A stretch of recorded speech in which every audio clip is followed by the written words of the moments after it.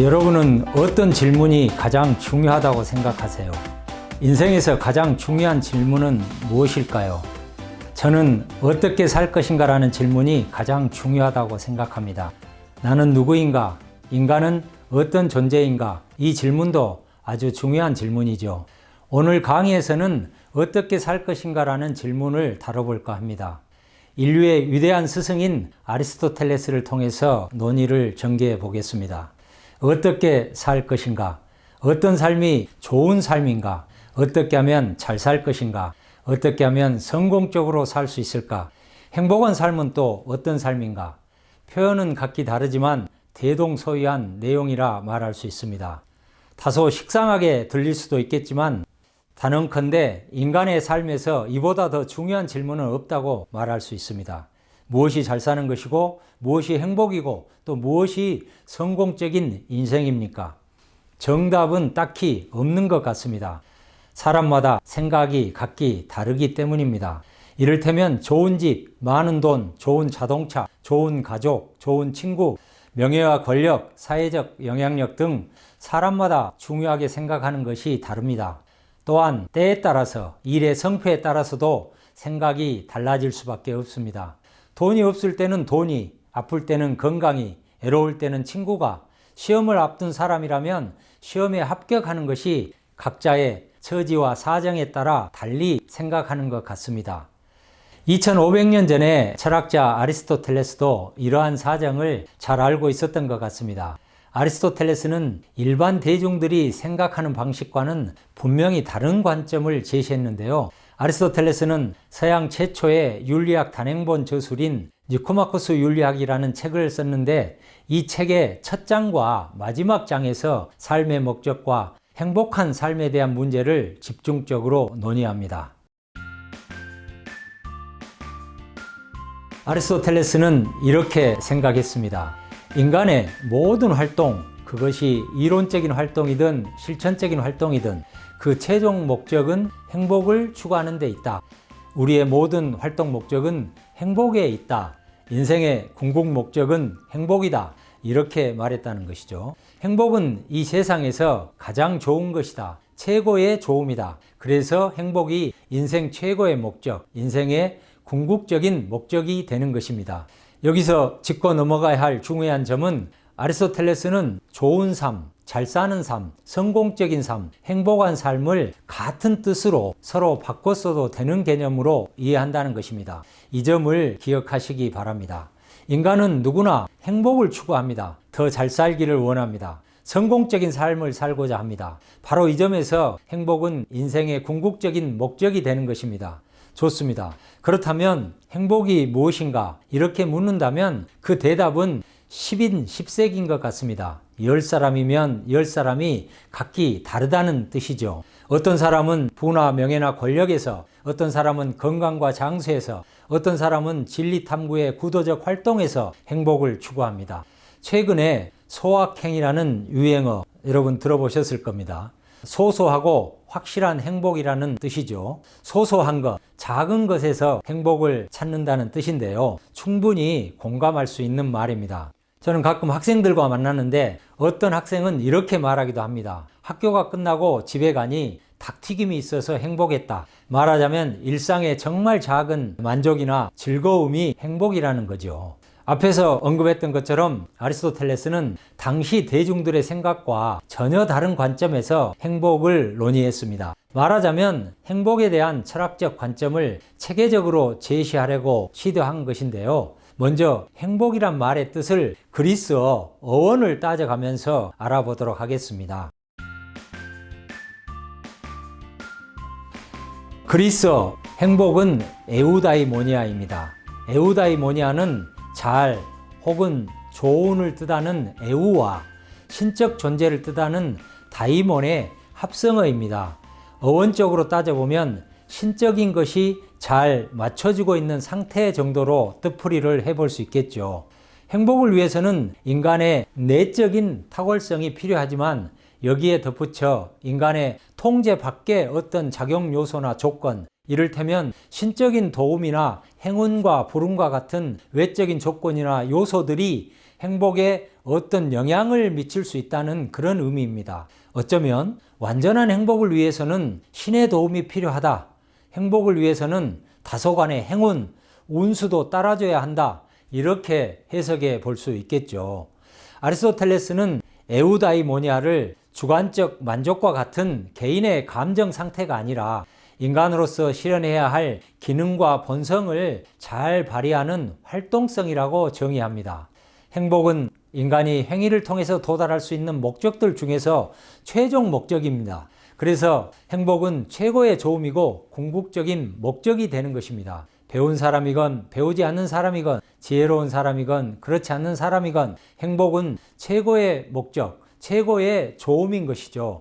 그런데 보통 사람들은 부, 명예, 권력, 건강, 장수 등을 얻거나 그런 것을 소유하고 있는 어떤 상태를 행복이라고 말하곤 합니다. 행복은 어떤 무엇을 소유한 상태가 아닙니다. 인간의 고유한 능력을 탁월하게 발휘하는 지속적인 활동성입니다. 어떤 활동인가? 탁월한 활동이라는 것이죠. 이것이 아리스토텔레스의 생각의 핵심점입니다. 여기서 탁월성이란 개념을 잘 이해하는 것이 중요하겠죠. 탁월성은 그리스어로는 아레테인데요. 우리는 이 말을 오랫동안 덕이란 말로 영어에서는 버추로 번역해서 사용했습니다. 그런데 최근에 전문 연구자들은 이렇게 지적합니다. 아레테를 덕이나 버추로 번역하는 것은 적절하지 않고 그 말의 뜻도 제대로 담아낼 수 없다. 그래서 아레테를 우리말로는 탁월성, 탁월한으로 영어로는 excellence, excellent로 번역하는 것이 적절하다. 저도 이러한 견해에 전적으로 동의합니다. 탁월하다는 말은 보통은 뛰어난, 훌륭한, 아주 잘하는, 끝내주게 잘하는 이런 뜻으로 사용됩니다. 공부 정말 잘한 사람을 뭐라고 하죠? 끝내주게 잘하는 사람을 흔히 탁월하다, 엑셀런트하다고 하죠. 스포츠 선수들 중에 타고난 소질을 개발하여 신체적 탁월성을 획득한 엑셀런트한 선수들 정말 많지요. 피겨 여왕 김연아, 피겨 스케이팅 정말 엑셀런트하죠. 축구 선수 손흥민, 배구 선수 김연경, 야구 선수 유현진, 우리가 알고 있는 정말 엑셀런트한 선수들이죠. 아리스토텔레스는 탁월성을 좋음의 기능이나 본성을 지속적으로 실현할 수 있는 품성의 상태라고 정의합니다. 이러한 정의를 예를 들어 좀 쉽게 설명을 해보죠. 우리는 어떤 사람을 탁월한 목수, 훌륭한 목수라고 말합니까? 목공이라는 목수의 기능과 기술을 탁월하게 잘 발휘하는 사람이 탁월한 목수이죠. 그럼 탁월한 의사는 어떤 사람입니까? 의료 전문 지식을 잘 갖추고 환자를 잘 돌보는 훌륭한 성격을 갖춘 사람이 탁월한 의사겠죠. 그럼 탁월한 사람은 어떤 사람입니까? 그것은 사람으로서의 본성을 지속적으로 잘 발휘하고 실현하는 사람이 되겠죠. 이제 좀 더 이해가 잘 될 것입니다. 아리스토텔레스는 탁월성을 세 가지 종류로 나누었는데요. 신체적 탁월성, 지적 탁월성, 성격적 탁월성이 그것입니다. 간략하게 설명을 해보죠. 지적인 탁월성은 지성, 통찰력, 지혜, 문제 해결 능력, 창의력 등 지적인 능력으로서 그것은 가르침과 배움을 통해서 함양되는 것이죠. 지적인 탁월성을 얻기 위해서는 공부를 많이 해야 하고 다양한 경험도 쌓아야 하고 또 시간 투자도 많이 필요하겠죠. 이와 달리 성격적 탁월성, 다른 말로는 도덕적 탁월성은 지적 탁월성과 전혀 다른 종류의 것입니다. 여기서 성격이란 말은 성품, 인품, 인격과 같은 말로 바꿨어도 별 상관은 없겠죠. 지적 탁월성이 교육을 통해서 생긴다고 한다면 성격적 탁월성 혹은 도덕적 탁월성은 습관을 통해 생깁니다. 습관의 결과라고 말할 수 있겠죠. 성격은 타고난 인간의 본성이 아닙니다. 후천적인 습관을 통해서 생겨난 것이죠. 이것이 아리스토텔레스의 생각입니다. 아리스토텔레스의 생각은 정말 분명해 보이는데요. 성격적 탁월성은 타고난 본성이 아니다. 그것은 반복적인 노력을 통해서 좋은 습관을 형성함으로써 만들어진다는 것입니다. 아리스토텔레스는 인간은 선한 본성을 갖고 태어났기 때문에 성격적 탁월성을 형성할 수 있다고 생각했습니다. 타고난 본성을 활용해서 좋은 습관을 들인다면 좋은 성격의 사람이 될 수 있다는 뜻입니다. 습관 형성이 얼마나 중요한지를 아리스토텔레스는 다음과 같이 강조해서 말했는데요. 아리스토텔레스를 인용해 보겠습니다. 습관을 어떻게 들였는지는 결코 사소한 차이가 아니다. 대단히 큰 차이, 아니 모든 차이를 만드는 것이다. 울림이 아주 큰 메시지라고 하겠습니다. 아리스토텔레스에 따르면 행복은 인간의 고유한 기능과 본성을 잘 발휘하는 탁월한 활동이다, 이렇게 말할 수 있는데요. 행복의 본질이 무엇인가를 밝히기 위해서 아리스토텔레스는 좋음의 본질에 대해서 논의합니다. 이 좋음의 본질에 대한 논의는 니코마코스 윤리학 제1권 7장에서 이루어지는데요. 그것을 간략하게 살펴보면 이렇습니다. 좋음이란 각각의 행위나 실천에 따라 달라진다. 예를 들어 의학에서 좋음은 건강이고 건축에서는 건물이나 집이 본래적인 좋음이 되겠죠. 말하자면 인간의 모든 행위에서, 행위의 선택이나 결정에서 행위의 목적이 되는 것이 바로 좋음이라는 뜻입니다. 그렇죠? 물론 인간이 이 세상에서 바라고 추구하는 목적 대상들은 수없이 많고 다양합니다. 명예, 권력, 건강, 부, 좋은 외모 등등 모두 좋은 것들이죠. A+ 학점을 따는 것도 아주 좋은 것이죠. 그렇지만 모든 목적 대상들이 가장 좋은, 최고로 좋은 것은 아니죠. 최고의 좋음이 최고의 목적, 궁극적인 목적이 될 텐데, 말하자면 언제나 그것 자체로 추구할 만한 가치가 있는 것이 궁극적인 것이죠. 바로 이것을 아리스토텔레스는 행복이라고 말합니다. 행복 이상으로, 행복보다 더 좋은 것은 이 세상에 있을 수 없습니다. 그래서 행복 외에 어떤 궁극적인 목적이란 있을 수 없습니다. 말하자면 행복을 수단으로 해서 얻을 수 있는 것은 아무것도 없다는 뜻이죠. 그래서 행복이 최고의 좋음이고 궁극적인 목적이 되는 것입니다. 행복은 그 자체로서 추구되는 목적이라는 것입니다. 어떤 다른 무엇을 위해서 행복을 추구하는 것이 아니지요. 행복은 목적이지 수단이 결코 아닙니다. 아리스토텔레스는 행복은 최고의 좋음이며 궁극적인 목적이라는 이러한 규정에서 한 걸음 더 나아가서 행복은 자족적인 것이다. 그리스어로 아우타르케이아라고 말합니다. 자족이란 말 자체가 뜻하듯이 그것은 아무런 부족함이 없는 것인데 삶을 바람직하게 만드는 것이죠. 이러한 의미에서 행복은 자족적인 것입니다. 여기서 아리스토텔레스가 말하는 자족은 물론 나 혼자만의 만족을 뜻하는 개인 차원을 넘어서는 것입니다. 말하자면 사회적 차원, 공동체적인 의미에서 자족의 개념을 이해해야 한다는 것이죠. 나를 넘어 사회 공동체 구성원들을 포괄하는 개념이라는 점을 간과하면 안 되겠습니다. 행복의 본질이 무엇인가를 꿰뚫기 위해서 아리스토텔레스는 아주 영리하고 특별한 논의 전략을 선택하는데요. 인간과 식물, 인간과 동물을 비교 분석함으로써 다른 존재와 구별되는 인간만의 본성과 기능이 무엇인가에 주목해 보는 전략입니다.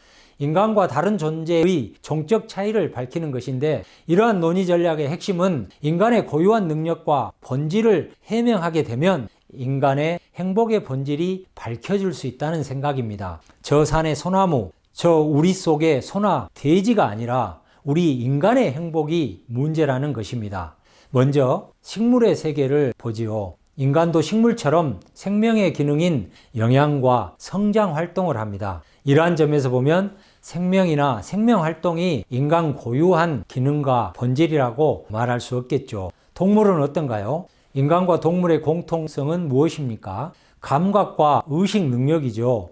인간과 동물의 공통점인 감각과 의식 능력이 인간만이 갖고 있는 고유한 능력이라고 말할 수 없겠죠. 인간이 식물과 동물과 공유하고 남는 부분, 공유하는 부분을 빼고 나면 무엇이 남는가요? 바로 그것이 인간만의 고유한 기능이고 본질이라는 점, 바로 이 점이 아리스토텔레스 논의의 핵심입니다. 무엇이 우리 인간을 인간답게 만드는 것일까요? 그것은 다름 아닌 인간의 이성, 정신, 영혼입니다. 인간을 인간답게 하는 것은 이성이고 정신이고 영혼입니다. 인간의 이성, 정신, 영혼이 인간이 고유한 능력이고 본질이라면 그것은 두 가지 의미를 갖는다고 말할 수 있습니다.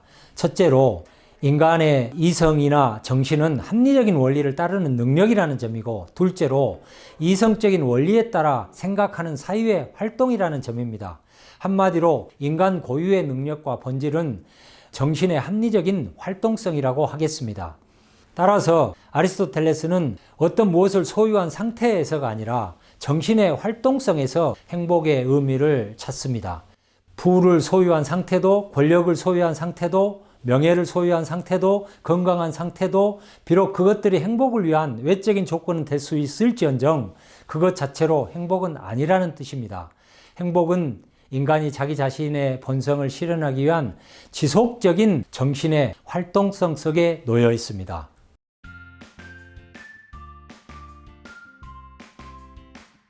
나아가 아리스토텔레스는 관조적인 생활, 사색하는 생활이 최고의 행복이라고 말했습니다.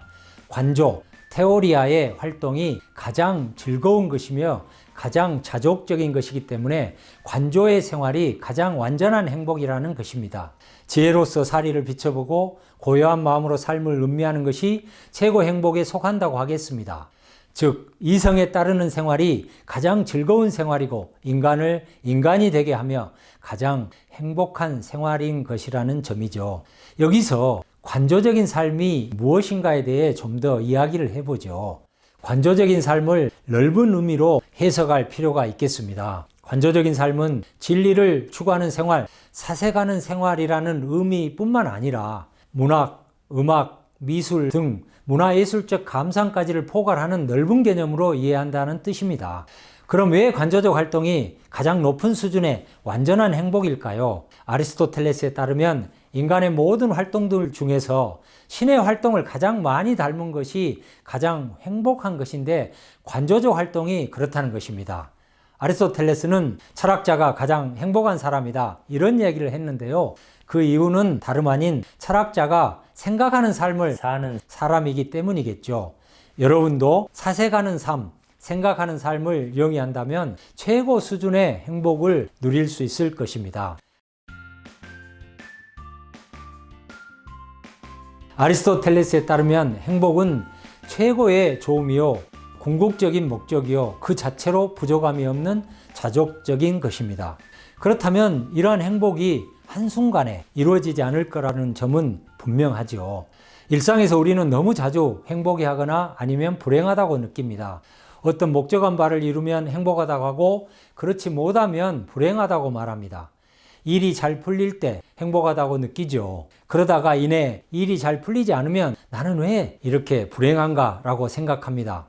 한번 생각해 보지요. 행복이 모든 사람이 추구하는 정말 좋은 것이라면, 행복이 인생 최고의 목적이고 궁극적인 목적이고 그 자체로 부족함이 없는 자족적인 것이라면 그것은 순간적인 만족이거나 즐거움도 또 어떤 외적인 좋음들을 소유한 상태도 아닐 것입니다.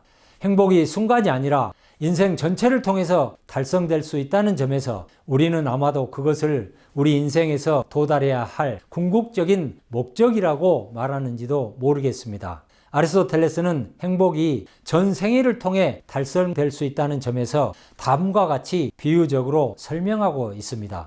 니코마코스 윤리학에 나오는 정말 유명한 구절인데요. 인용해 보겠습니다. 한 마리의 제비가 봄을 만드는 것도 아니며 좋은 날 하루가 봄을 만드는 것도 아니다. 이와 같이 행복한 하루나 짧은 시간이 지극히 복되고 행복한 사람을 만드는 것도 아니다. 행복은 한순간, 하루 혹은 인생의 어떤 한 국면이나 단계에서 얻을 수 있는 것이 아닙니다. 행복은 인간의 생애 전체를 통해서 인간의 본질을 발현하고 실현하는 지속적인 활동성입니다. 인생 전체라는 거시적인 관점에서 행복을 이해해야 한다는 것이죠. 그래서 나는 행복을 이렇게 해석하고 정의합니다.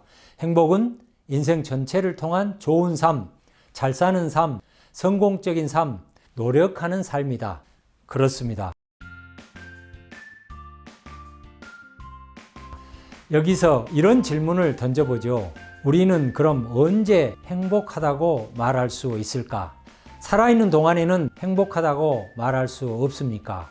그렇게 말하면 안 되는 것입니까? 죽은 후에야 비로소 행복한 사람이었다고 말할 수 있습니까? 물론 그렇지는 않겠죠. 아리스토텔레스는 어떤 답을 내놓았을까요? 아리스토텔레스의 답을 한마디로 이렇게 정리해 볼 수 있습니다. 우리는 어떤 사람의 최후를 보고 나서야 비로소 그 사람이 행복한 사람이었다고 판단해야 한다는 것입니다. 말하자면 한 사람의 인생 전체를 보고 나서야 그 사람이 잘 살았는가, 성공적으로 살았는가, 행복하게 살았는가를 평가하는 것이 적절하다는 뜻입니다. 그런데 인생은 정말 운이 많이 작용합니다. 그래서 어떤 사람들은 운7, 기3이라고 말합니다. 행운, 운수가 인생의 70%를 차지한다는 뜻이죠. 그런데요, 만약에 우리가 운수의 변화에 주목하게 되면 우리는 동일한 사람을 두고 일이 잘 풀릴 때는 행복하다고 하고 일이 잘 풀리지 않을 때는 불행하다고 말할 것입니다. 그러나 인생의 전체적인 성공이나 실패는 결코 운이나 운수에 달린 것이 아닙니다. 물론 인간의 삶은 많은 경우에 운수와 같은 우연적인 조건에 강한 영향을 받을 수밖에 없습니다. 운이 따르는 어떤 조건을 필요로는 하지만 우연만으로는 충분하지 않다는 뜻입니다. 우연의 요소가 주요한 것은 아니고 그것은 부차적인 따름입니다. 비록 여러모로 운이 따르지 않고 오히려 큰 불행을 당한다 할지라도 고귀한 성품을 지닌 사람들은 불행 속에서도 빛을 발할 것입니다. 왜냐하면 그 사람은 인생의 여러 가지 어려움을 정신의 위대함과 고귀함을 가지고 품위 있게 견뎌내고 극복할 것이기 때문입니다. 인간의 능력 중에서 가장 안정적이고 지속적이라고 할 수 있는 도덕적인 탁월성을 가지고 있기 때문입니다. 진정으로 좋은 사람, 분별 있는 사람은 운의 작용을 품위 있게 견뎌낼 수 있습니다. 현재가 불안하고 또 미래가 불확실하지만 확실한 것은 행복은 인간이 추구하는 최고의 목적이라는 점입니다. 행복한 사람은 아주 심오하게 그리고 지속적으로 자기 삶의 의미를 충족하는 사람입니다. 잠깐 동안 그렇게 하는 것이 아닙니다. 행복한 사람은 인생의 전체를 자기의 이성에 따라 지속적으로 활동하는 사람입니다. 행복한 사람은 이성을 가꾸고 성숙하게 하여 최선의 정신 상태를 가지려고 끊임없이 노력하는 사람입니다.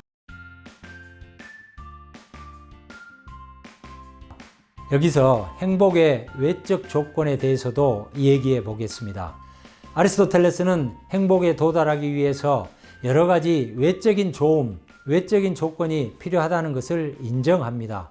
이를테면 건강, 친구, 재물, 정치적 영향력, 좋은 집안, 좋은 자녀 등 외적인 좋음, 외적인 조건들이 필요하다는 것입니다. 그러한 것들이 없으면, 그러한 조건들이 사실 충족되지 않으면 행복의 순전한 형태가 흐려지거나 행복에 도달하는 것이 쉽지 않습니다. 이러한 의미에서 행복을 위한 외적인 좋음이나 재화는 불가피한 것이라고 말할 수밖에 없을 것입니다. 여러 가지 필요 조건들이 일정하게 뒷받침되지 않으면 고귀한 일을 행한다는 것은 거의 불가능하거나 쉽지 않게 됩니다. 세상의 많은 일들은 마치 도구를 통해 우리가 어떤 일을 수행하는 것처럼 건강한 상태에서 친구들을 통해서 또 재산과 정치적인 힘을 통해서 수행되기 때문이죠. 바로 이런 까닭에 어떤 사람들은 행운을 행복과 동일시하는 것입니다. 정리를 해보자면 참된 행복을 위해서는 정신적인 좋음이 중요하지만 또한 육체적인 건강이나 재산 같은 외적인 좋음이 필요하다는 뜻입니다. 인간의 삶이란 원래 여러 가지 외적인 조건과 결부된 것이라는 점을 생각한다면 아리스토텔레스의 이러한 생각에 어렵지 않게 우리는 동의할 수 있을 것입니다. 이제 마지막으로 행복의 획득 방식에 대한 문제를 논의해 보겠습니다. 아리스토텔레스는 다음과 같이 묻습니다. 노력을 통해서 우리는 행복해질 수 있는가? 아니면 행복은 신이 내린 선물인가? 아니면 행복은 우연의 산물인가? 이에 대해 아리스토텔레스는 이렇게 답했습니다. 신이 준 선물이 있다면 행복은 바로 신이 내린 최선의 선물일 것이다. 행복은 우연에 의한 것이 아니다. 가장 위대하고 가장 고귀한 것을 우연에 맡긴다는 것은 너무도 부조리한 일이다. 행복은 탁월성의 학습과 훈련의 결과이다. 덕에 대한 능력이 아예 없어진 사람, 사이코패스처럼 도덕성이 결여된 사람을 예로 한다면 사람들이 일정한 방식으로 배우고 세심하게 노력할 가능성이 열려 있다는 점에서 많은 사람들이 배우고 지속적으로 노력을 한다면 행복에 도달할 수 있다는 것입니다. 한마디로 말해서 행복은 생애 전체를 통한 좋은 삶, 잘 사는 삶, 성공적인 삶이라고 해석해 볼 수 있겠습니다. 경청해 주셔서 감사합니다.